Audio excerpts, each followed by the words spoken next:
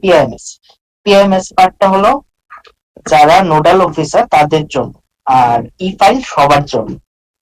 তো ই ফাইলের ট্রেনিংটা তখনই স্টার্ট করবো যখন আপনাদের সবাই অনবোর্ড সবকিছু কমপ্লিট হয়ে যাবে, তখন ই ফাইলে ট্রেনিংটা দেওয়ানি হবে। আজকে জাস্ট আপনাদের ই অফিসের পিএমএস পার্টটা দেখানো হবে, নোডাল অফিসারের হ্যান্ড থেকে যেটা হয়।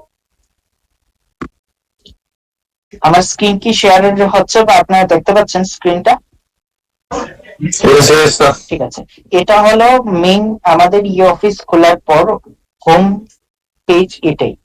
এটার মধ্যে আমরা অনেক কিছু ইনফরমেশন কিছু পেয়ে থাকি।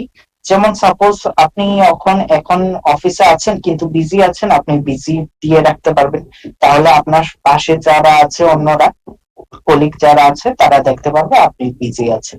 বা আপনি মিটিং এ আছেন, মিটিং দিতে পারবেন। টি ব্রেক নিচ্ছেন, এটাও দিতে পারবেন। লাঞ্চ ব্রেক, এটাও দিতে পারবেন। অনেক কিছু সুবিধা আছে আপনার অফিসে, পার্টিকুলার আপনার অফিসে কে কে অনবোর্ডেড আছে এটা এখানে শো করবে।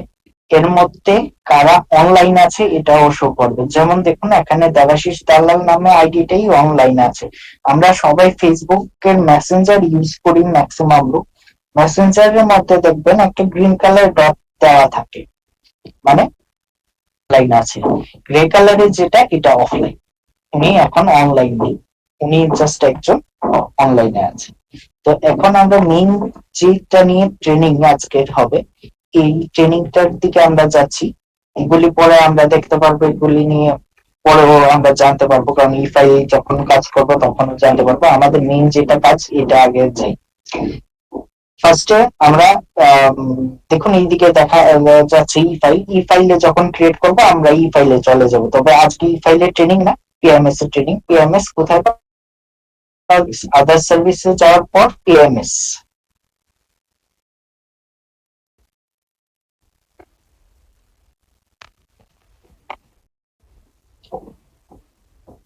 এবার পিএমএস এ যাওয়ার পর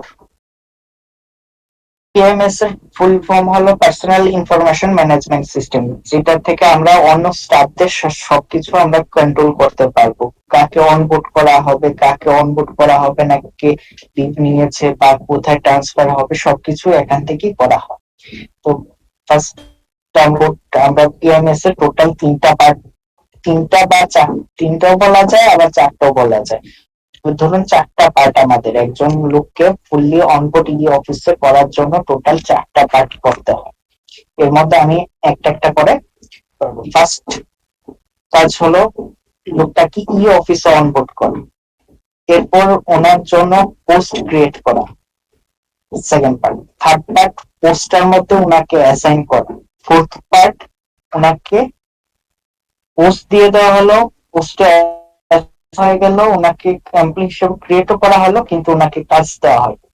ফোর্থ পার্ট হলো ওনাকে কাজ দেওয়া, যেটা রোল দিতে হয়, ওনাকে যে রোল দেওয়া হবে এরপরই উনি এই কাজটা করতে পারবেন।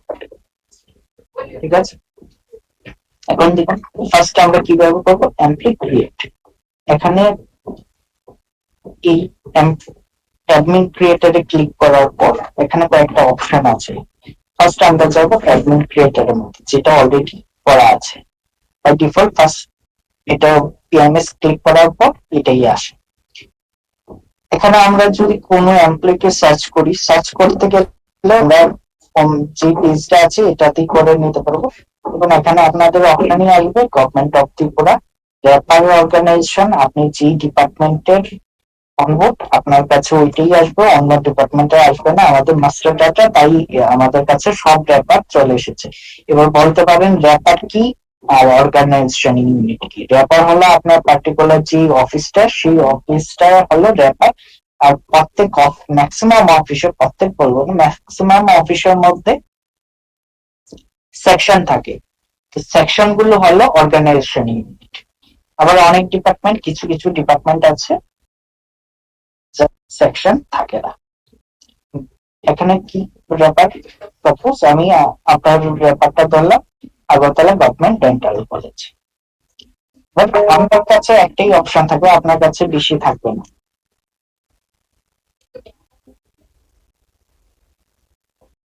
এবার অর্গানাইজেশন ইউনিট কিছু সিলেক্ট করলে, যেমন cash section, account section, academic section, যা যা থাকে, যে ডিপার্টমেন্টে যেরকম থাকবে এরকমই থাকবে। ধরলাম ক্যাশ সেকশন, তো ক্যাশ সেকশনে কে কে আছে আমরা সার্চ করলে সবার নাম চলে আসবে, জাস্ট একজন। অন্য কোনো সেকশনে যদি দেখি,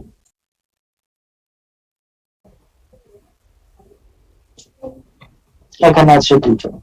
তো এইভাবে আমরা একজন কি কে কোথায় আছে কিভাবে সার্চ করে বের করব, এটা হলো প্রসেস।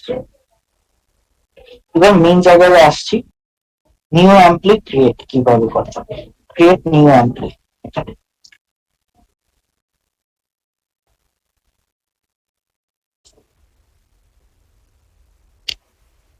ক্রিয়েট নিউ এমপ্লয়ি করার পর আমাদের এখানে একটা ফর্মের মতন শো করবে। এখানে গিয়ে একটা এমপ্লয়ি ক্রিয়েট করতে হবে। আমরা আপনাদের কাছ থেকে ইএমডি ডাটা চেয়েছি, এমপ্লয়ি মাস্টার ডাটা, আর মেইল আইডি ক্রিয়েটের জন্য আপনাদের হেড অফিস থেকে আপনাদের কিছু ডাটা চেয়েছে, যেটা এনআইসি কে দিয়ে আপনাদের গভর্নমেন্ট মেইল আইডি ক্রিয়েট করা হয়। এখানে মেইল আইডিটা এনআইসি ক্রিয়েট করে, এটা আমাদের সাথে কিছু নেই। আমাদের কাজ করার সময় আপনার মেইল আইডি দরকার, এর জন্য আমাদের মেইল আইডি দরকার, তাহলে আমাদের মেইল আইডির সাথে আমাদের কোনো কিছু নেই। এবার আমাদের দরকার ইএমডি ডাটা, একটা আপনি যে এমপ্লয়ি, যার যে কোনো একজন employee A to Z master data আমার দরকার, এমপ্লয়ি কোড থেকে শুরু করে ফার্স্ট এই জিনিসটা ফিল করার জন্য। এটার জন্য আমার এই ডিটেলস গুলো দরকার হয়। প্রাইমারি অর্গানাইজেশন সবার গভর্নমেন্ট অফ ত্রিপুরা হবে। এবার র্যাপার অর্গানাইজেশন যার যার ডিপার্টমেন্ট যেটা ওইটাই হবে। সাপোজ ধরলাম আমি এটাই ধরি, আগরতলা মিউনিসিপাল কর্পোরেশন ধরি, অর্গানাইজেশন ইউনিট কিছু যেটা হবে, যে জি সেকশনে অনবোর্ডেড মানে অরিজিনালি আছেন ওই সেকশনটা থাকবে, আছে। সার্ভিস সবসময় এই জায়গাটা ভালো করে দেখতে হবে। আর আরেকটা জিনিস আমাদের দেখুন, এখানে রেড কালারের একটা স্টার মার্ক দেওয়া আছে অনেকগুলোর মধ্যে, আবার কিছু জায়গাতে দেওয়া নেই। যে জায়গাতে রেড কালার স্টার মার্ক দেওয়া আছে সবগুলো আমাদের ফিল করতে হবে, ফিল না করলে হবে না, এটা ম্যান্ডেটরি, এটা ফিল করতেই হবে। সার্ভিস যেটা সবার জন্য একটাই হবে, নো সার্ভিস।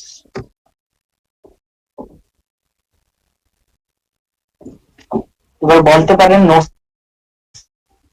এটা অ্যাকচুয়ালি এনআইসির গাইডলাইন্স ওয়াইজ এটা দেওয়া আছে সবার জন্য, নো সার্ভিস সিলেক্ট।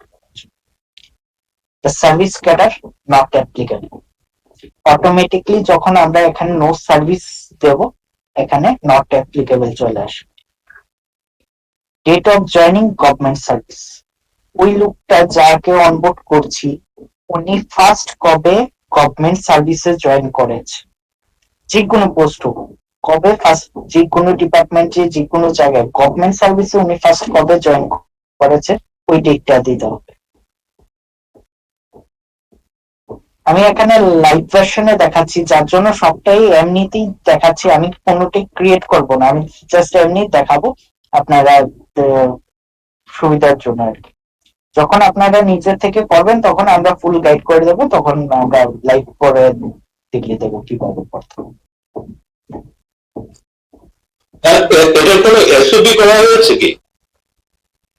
এসওপি আছে, এসওপি আমরা পরে দিয়ে মানে এসওপিটা আমাদের সাথে শেয়ার করে দিলে খুব ভালো হবে, step by step, it will be nice from your part. হ্যাঁ, এটা তো দেখো 8 সেকেন্ড। আর ইএমডি ডাটাতে, ইএমডি তে another thing, ইএমডি তে ফাদার্স নেম লাগবে না?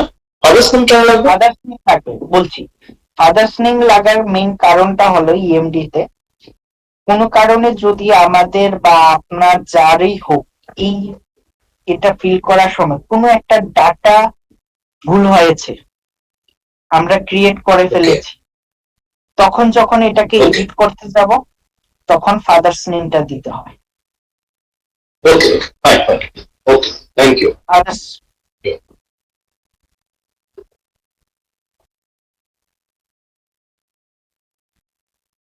আচ্ছা কিছু হবে না, এটা নিয়ে কোনো খুব একটা বিশেষ কিছু প্রবলেম হবে না।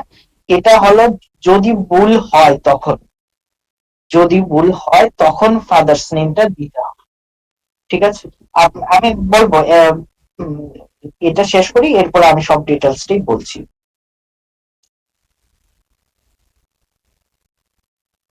সোর্স অফ রিক্রুটমেন্ট সবাইকে ডাইরেক্ট।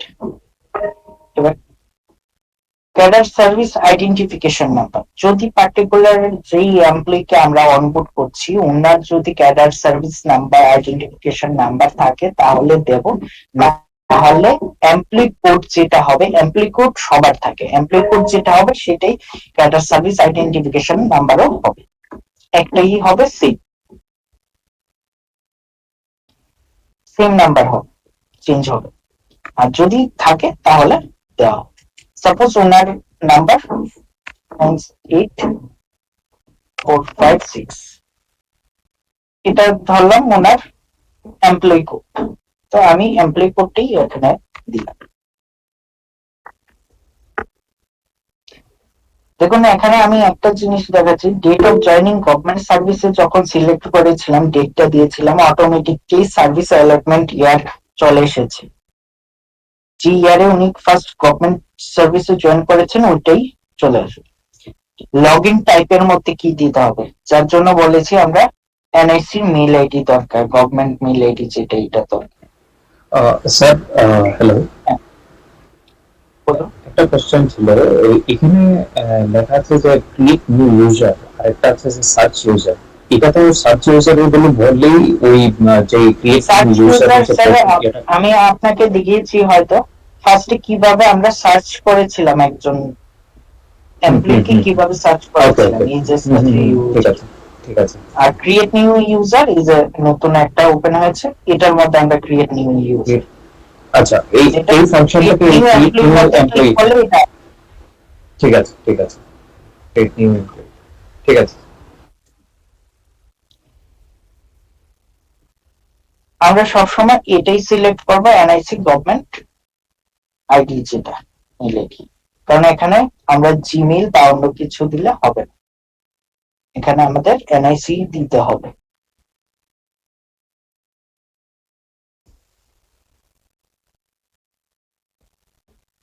এবার log in ID, user name, official mail ID, দেখুন এটা একটা, এটা আরেকটা, আর এটা আরেকটা। এবার এই তিনটা জিনিসের মধ্যে আমাদের একটু দেখতে হবে ভালো করে। আমরা নরমালি আমরা যখন এনআইসি সাইট ওপেন করি এখানে একটা অপশন আসছে আইডি লুকআপ। ম্যাক্সিমাম টাইম কি হয় আইডি লুকআপটা কাজ করে না, তো এর জন্য আমরা একটা শর্টকাট প্রসেস আছে আমাদের। সাপোজ আমার নাম প্রীতম ভৌমিক, আমি এখানে অনবোর্ড হচ্ছি, আমার গভর্নমেন্ট মেইল আইডি হলো প্রীতম ভৌমিক 4@gov.in। এবার আমার আইডি, লগ ইন আইডি কি হবে, লগ ইন আইডি হবে আমার প্রীতম ভৌমিক 4 এতটুকু পর্যন্ত, @এর আগ পর্যন্ত আছে সেম হবে লগ ইন আইডি। আর ইউজার নেম আমার নামটা যেটা এটাই হবে, আর অফিসিয়াল মেইল আইডি যেটা বললাম প্রীতম ভৌমিক 4@gov.in ওইটাই হবে।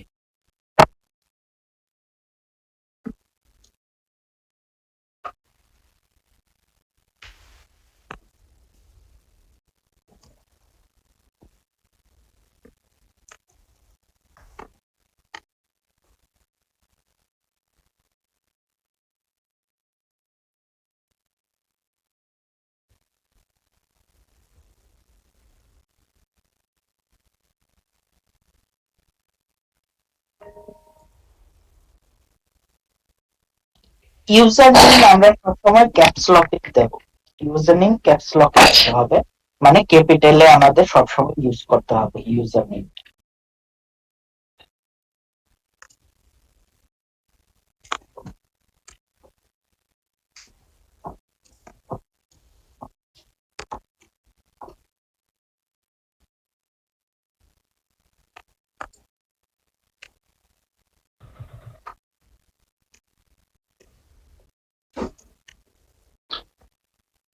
দেখো, আমার অফিসিয়াল মেইল আইডিটা কি? প্রীতম ভৌমিক 4@gov.in। আমার লগ ইন আইডিটা হবে প্রীতম ভৌমিক 4 আগ পর্যন্ত যা হবে সেম হবে। এবার সাপোজ যদি আমার মেইল আইডিতে এরকম থাকে প্রীতমের পর একটা ডট আছে, তাহলে সেম এখানেও সেম হবে, প্রীতমের পর একটা ডট।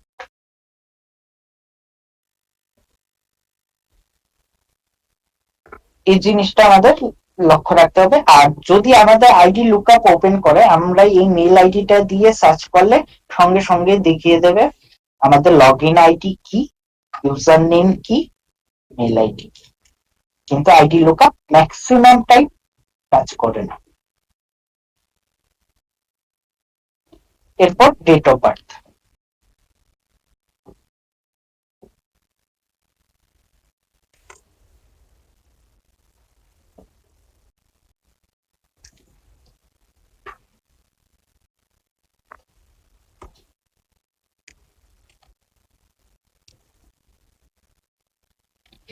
এবার মোবাইল নাম্বার দেওয়া আছে, এখানে মোবাইল নাম্বারটা আমরা অ্যাভয়েড করব, কারণ মোবাইল নাম্বারটা যদি আমার আধার কার্ডের নাম্বার আর এখানে নাম্বার সেম হয় তাহলেই আমার দিতে হবে, না হলে প্রবলেম কি হবে, যদি আধার কার্ডের নাম্বার আর মেইল আইডি ক্রিয়েশনের সময় যে নাম্বার দুইটা যদি ডিফারেন্ট হয়, পরে আমার যখন ই সাইন করতে যাব, ই সাইন করার সময় প্রবলেম হবে, ই সাইন হবে না।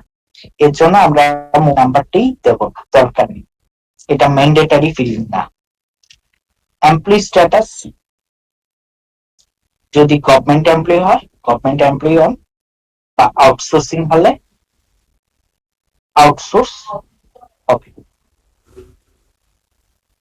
যদি অনেক স্টাফ আছে, আউটসোর্স অনেকেই আছে, তাহলে আউটসোর্স। আর গভর্নমেন্ট সার্ভিস হলে গভর্নমেন্ট। এটা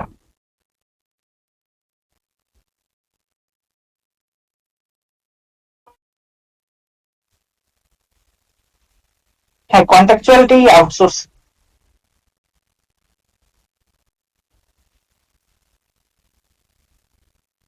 বা কন্ট্রাকচুয়ালও দিতে পারেন, কোনো অসুবিধা নেই, কন্ট্রাকচুয়াল আর আউটসোর্সিং তাই একই।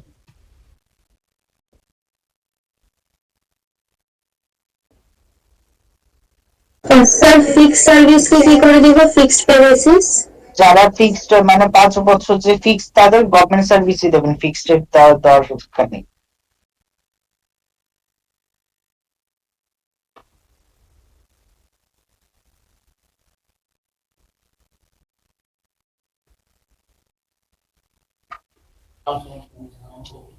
আচ্ছা, কন্ট্রাকচুয়ালে তো গভর্নমেন্ট ইমেল আইডি নেই, ওদের ওদের কি হ্যাঁ, ওদেরও করা যাবে, গভর্নমেন্ট মেইল আইডি করা যাবে তো।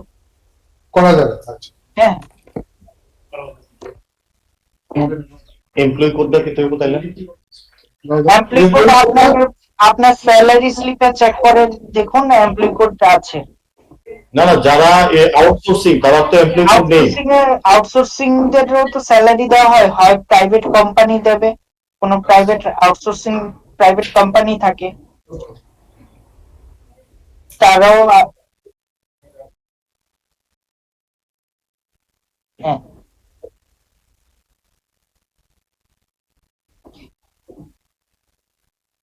হুম।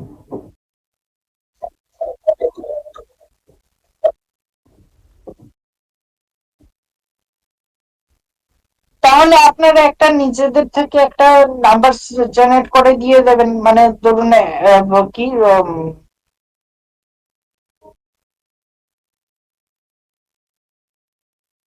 হ্যাঁ, দিয়ে দিন, এটাও দিয়ে দিতে পারেন, টেম্প দিয়ে 1 2 3 এইভাবে সিরিয়াল রাখতে পারেন, কোনো অসুবিধা নেই। এনআর দিয়ে 1 2 3 এরকমও দিতে পারেন। স্যার এমপ্লয়ি কোডটা কি ম্যান্ডেটরি, এটা কি মানে ব্ল্যাঙ্ক করা যাবে না? না। ওকে, মানে যে কোনো কিছু লিখতে হবে একটা কোডিং, কোডিং অথবা নাম্বার। হুম। ওকে।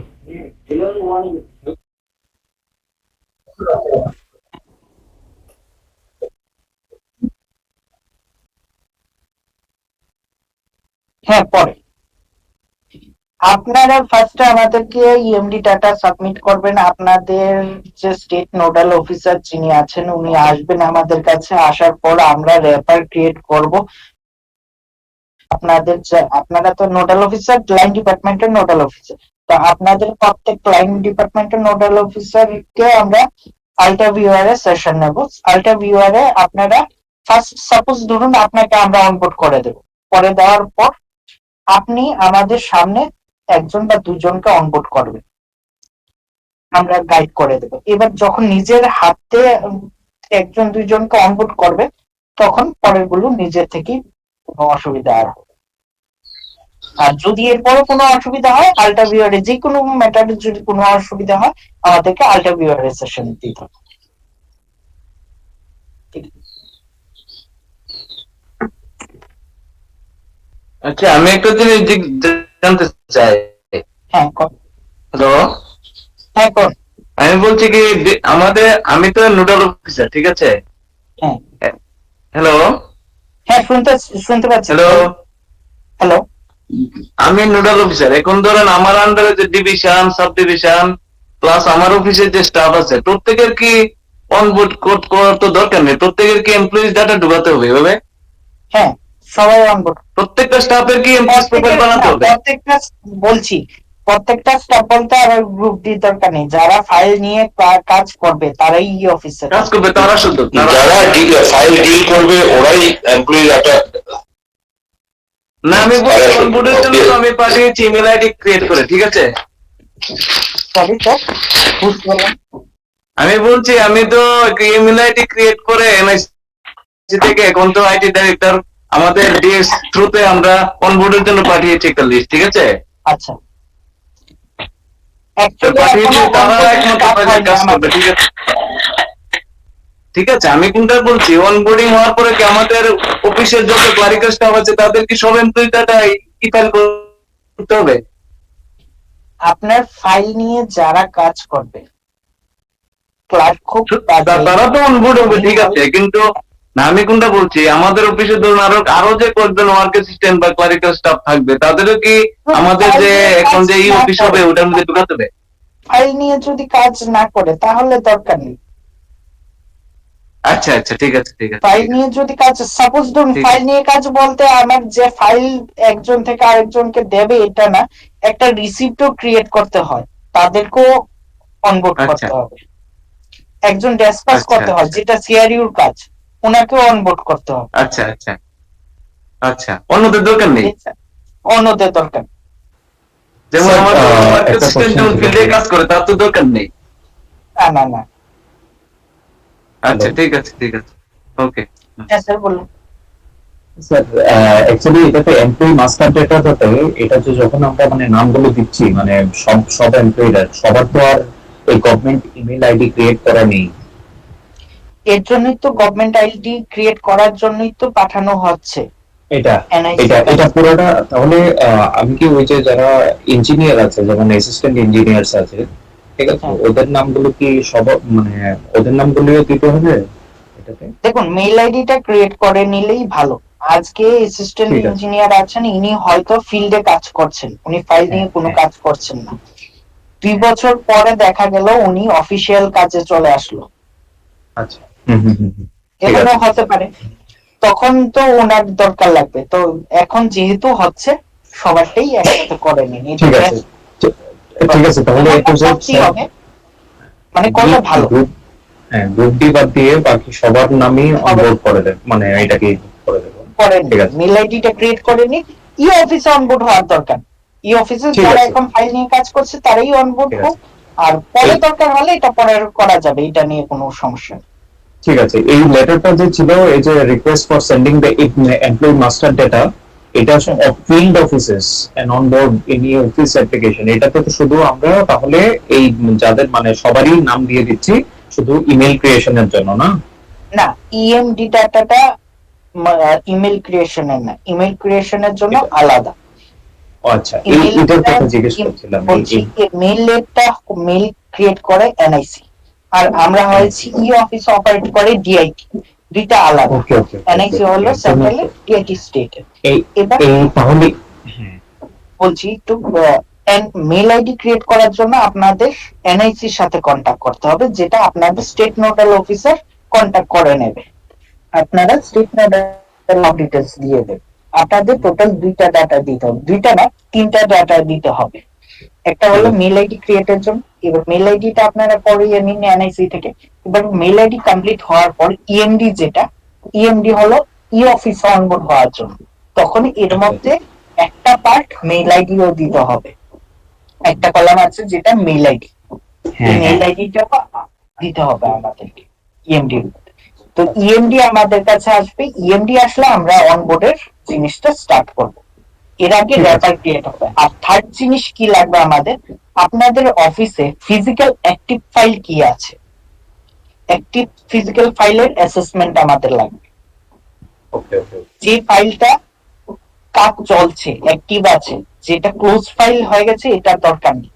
সাপোজ আপনার অফিসে 20টা ফাইল অ্যাক্টিভ ফাইল আছে উপরে, কিন্তু 20টা ফাইল অ্যাক্টিভ, বাকি 180টা ফাইল আমার দরকার নেই। অ্যাক্টিভ যে ফাইলটা আছে ওইটাই লাগবে, অ্যাসেসমেন্ট লাগবে। অ্যাসেসমেন্টটা আপনি সবকিছু থ্রু আপনাদের ভাইয়া স্টেট নোডাল অফিসার থ্রু আসবে। মানে যে কোনো সেকশনেরই হতে পারে, যে কোনো হ্যাঁ, সেকশন। সব সেকশন ঠিক আছে, অ্যাক্টিভ ফিজিক্যাল ফাইল, এটা স্ক্যান করাতে হবে। ঠিক আছে। হ্যাঁ স্যার বলুন। হ্যাঁ, নোটশিট।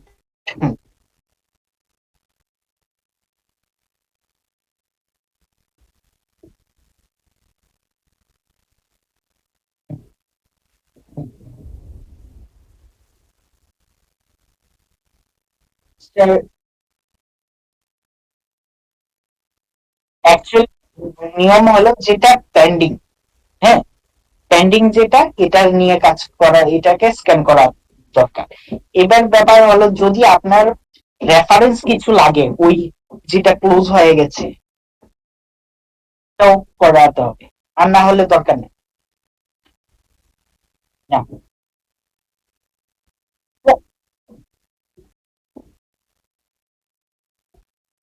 না এমন কিছু না, এমন কিছু না, এমন কিছুই না, এমন কোনো কিছু না।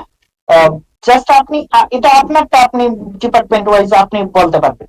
আপনার ডিপার্টমেন্টে ধরুন আপনার কাছে আছে 200 ফাইল, 200 ফাইলের মধ্যে 20টা অ্যাক্টিভ ফাইল, বাকি 180টা ক্লোজ হয়ে আলমারি করে আছে, এটা দরকার নেই। কোন জায়গায় 20 ফাইল, 200 ফাইলের মধ্যে 180টাই অ্যাক্টিভ ফাইল।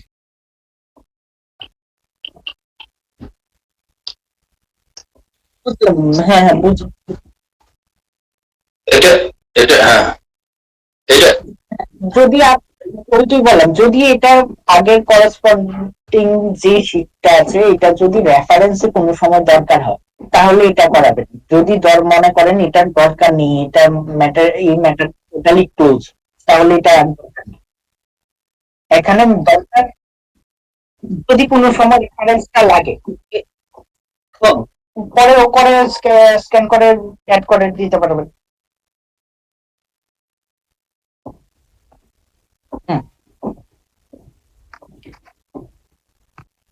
আর কেউ কিছু বলা আছে?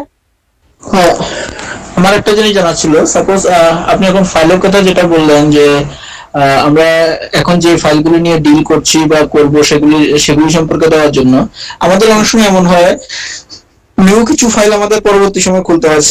এখন সাপোজ দেখা গেল আমরা আগস্ট মাসে বা সেপ্টেম্বর বা অক্টোবর আমাদের নতুন কোনো স্কিম আসলো, আমরা নতুন কোনো একটা ফাইল খুলবো, তো ওই ক্ষেত্রে কি কোনো সমস্যা হবে? না না, আপনি তো এখানে নতুন ফাইল ক্রিয়েট করতে পারবেনই। আপনার তো যখনই অফিস স্টার্ট হয়ে যাবে আপনার তো আর ফিজিক্যাল ফাইলের দরকার নেই, এখানেই নতুন ফাইল ক্রিয়েট করে কাজ করবেন।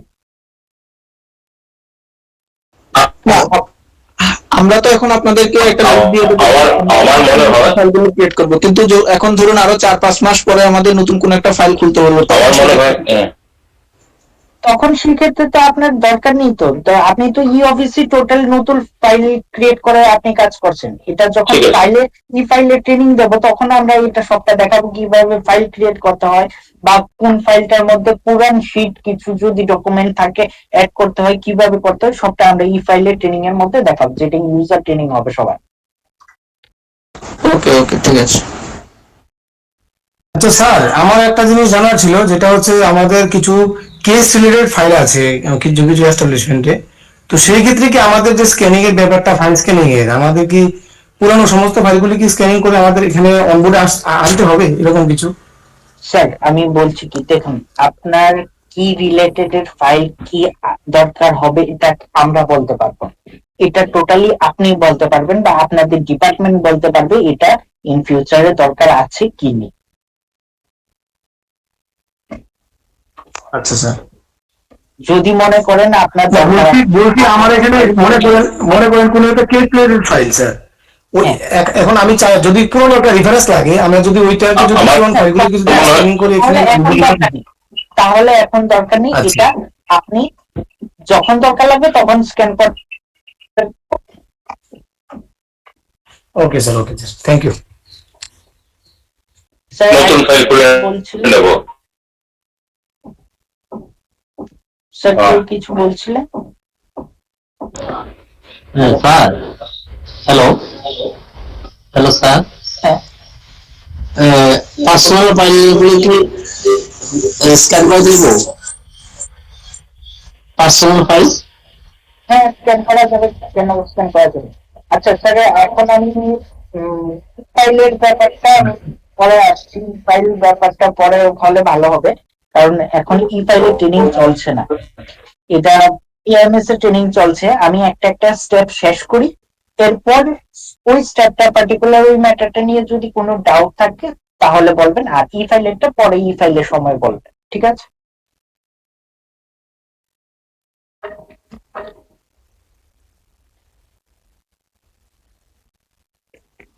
দেখুন আমি এখানে ইউজার নেম যখন দিয়েছিলাম, কন্টিনিউ আমার নেমের জায়গায় আমার নামটা চলে এসেছে। এবার আমার এমপ্লয়ি শর্ট নেম নিয়ে কেউ কনফিউশন হবেন না, আপনাদের নিজেদের হ্যান্ড থেকে এমপ্লয়ি শর্ট নেম দিতে হবে না, জাস্ট এখানে একবার ক্লিক করবেন, এরপর এখানে ক্লিক করবেন, অটোমেটিক সিস্টেম শর্ট নেম নিয়ে নেবে, ঠিক আছে? এবার ওনার ডেজিগনেশন, ডেজিগনেশন কি কি ডেজিগনেশনে আছেন, যাকে অনবোর্ড করা হচ্ছে ওই ডেজিগনেশন সিলেক্ট করবে। সাপোজ উনি অ্যাকাউন্টেন্ট, আসলে আসলে না আসলে হ্যালো কিছু বলছেন?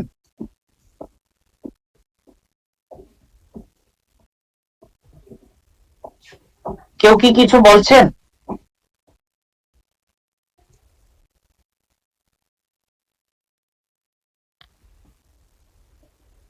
ডেজিগনেশন ওনার সিলেক্ট করলাম, এবার অ্যাপয়েন্টমেন্ট টাইম এখানে দিতে পারেন রেগুলার, কন্ট্রাকচুয়াল নাকি ফিক্সড। চেয়ারে আছে ফিক্সড পে, যেটা ফিক্সড পে দরকার নেই, রেগুলারই দিতে পারেন। কন্ট্রাকচুয়াল হলে কন্ট্রাকচুয়াল, আর গভর্নমেন্ট সার্ভিস হলে রেগুলার। ডেজিগনেশন ক্লাসিফিকেশন, ডেজিগনেশন ক্লাসিফিকেশনের মধ্যে আমরা সব সময় আদার্স সিলেক্ট করব, অন্য কিছু না। এটা যেই হোক যাই হোক, ডেজিগনেশন ক্লাসিফিকেশন সবসময় আদার্স। ডেজিগনেশন লেভেল, র্যাঙ্ক যেটা ডিফল্ট। এই দুই তিনটা জিনিস আছে, এটা আমাদের নোট করে নিতে হবে, সবসময় মনে রাখতে হবে।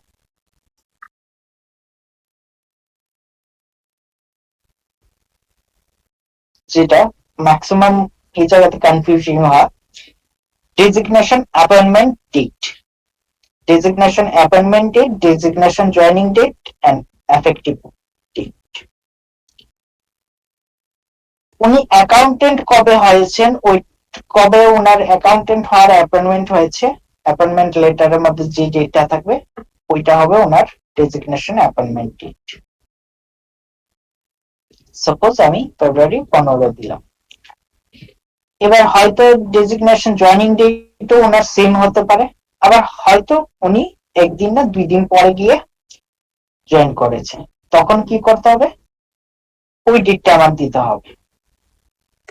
2 দিন পরে গিয়ে জয়েন করেছে, 2 দিন পরে ডেট, তাহলে এফেক্টিভ ফ্রম ডেট কি হবে, এফেক্টিভ ফ্রম ডেট সেম, আপনার যেদিন জয়েন করেছেন ওই দিনের ডেটটা হবে।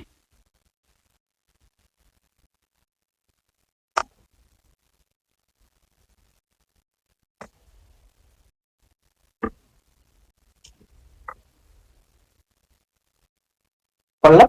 এবার ক্রিয়েট ইউজার, কিন্তু ক্রিয়েট ইউজার দেওয়ার আগে আমরা এটাকে দরকার হলে 3 থেকে 4 বার চেক করব সব ঠিক আছে কিনা, কোনো জায়গায় কোনো কিছু ভুল আছে কিনা।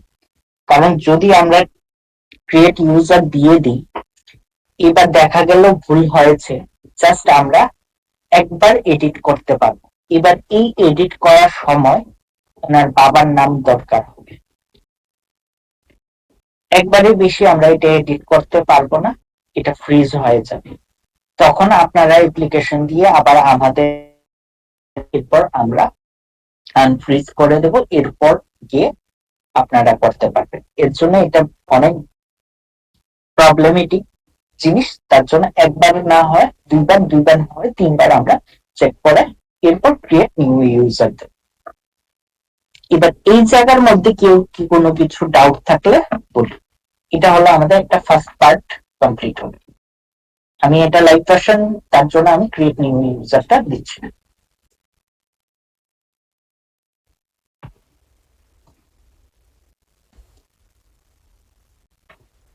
যদি কোনো কিছু ডাউট